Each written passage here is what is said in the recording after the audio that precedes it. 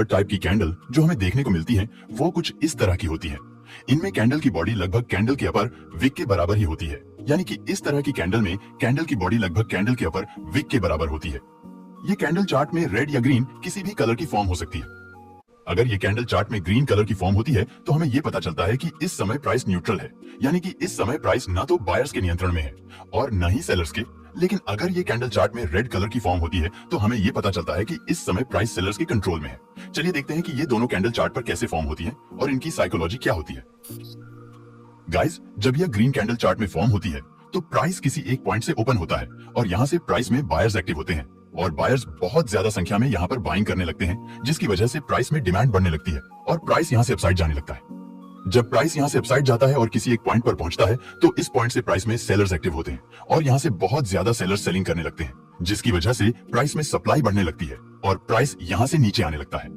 जब प्राइस यहाँ से नीचे आता है तो बायर्स प्राइस को यहाँ से ज्यादा नीचे नहीं आने देते हैं और बायर्स प्राइस को जितना ऊपर ले गए होते हैं प्राइस उसके हाफ पर आकर यहाँ क्लोजिंग कर देता है और यह कैंडल कुछ इस तरह की कंप्लीटली फॉर्म हो जाती है, जिसकी अपर विक जो होती है वह लगभग इस कैंडल के बॉडी के बराबर ही होती है और इस कैंडल में इसकी लोअर विक नहीं होती है। जब यह कैंडल चार्ट में फॉर्म होती है तो इससे हमें पता चलता है कि प्राइस इस समय न तो बायर्स के नियंत्रण में है और न ही सेलर्स के, क्योंकि जब यह कैंडल इस पॉइंट से फॉर्म होना शुरू होती है तो बायर्स यहाँ से प्राइस को अपसाइड ले जाते हैं, लेकिन जब सेलर्स इस पॉइंट पर एंटर होते हैं तो सेलर्स प्राइस को इसके हाफ पर ला देते हैं, जिसमें हमें बायर्स और सेलर्स की सेम पावर देखने को मिलती है। इसलिए जब यह कैंडल हमें चार्ट में दिखती है तो इससे हमें पता चलता है कि प्राइस अभी न्यूट्रल है। प्राइस इस समय न तो बायर्स के नियंत्रण में है और न ही प्राइस सेलर्स के। इस समय आपको ट्रेड में इंटर नहीं होना है। इसी तरह से जब ये रेड कलर की कैंडल चार्ट में फॉर्म होने लगती है तो प्राइस एक पॉइंट से ओपन होता है और यहाँ इस पॉइंट से प्राइस में बायर्स एक्टिव होने लगते हैं और यहाँ पे बहुत ज्यादा बायर्स बाइंग करने लगते हैं, जिसकी वजह से प्राइस में बहुत ज्यादा डिमांड बढ़ने लगती है और प्राइस यहाँ से अपसाइड जाने लगता है। जब प्राइस यहाँ से अपसाइड जाता है और किसी एक पॉइंट पे पहुंचता है तो इस पॉइंट से प्राइस में सेलर्स एक्टिव होने लगते हैं और यहाँ से बहुत सारे सेलर्स सेलिंग करना स्टार्ट कर देते हैं, जिसकी वजह से प्राइस में सप्लाई बढ़ने लगती है और प्राइस यहाँ से नीचे आने लगता है।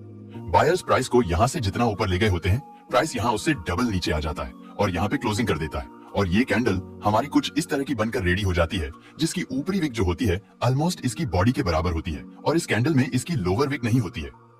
जब ये कैंडल चार्ट में फॉर्म होती है तो इसका मतलब होता है कि प्राइस इस टाइम सेलर्स के कंट्रोल में है, क्योंकि जब प्राइस इस पॉइंट से ओपन होता है तो बायर्स प्राइस को ऊपर ले जाते हैं, लेकिन जब इस पॉइंट से सेलर्स एंट्री करते हैं तो बायर्स प्राइस को जितना ऊपर ले गए होते हैं सेलर्स उसके दोगुना नीचे ला देते हैं। तो इससे हमें पता चलता है कि इस समय प्राइस में सेलर्स स्ट्रांग हैं और प्राइस में सेलर्स का कंट्रोल देखने को मिल रहा है। इस कंडीशन में आप एक्स्ट्रा कन्फर्मेशन जैसे सपोर्ट या रेजिस्टेंस को देखते हुए सेल साइड का ट्रेड प्लान कर सकते हैं।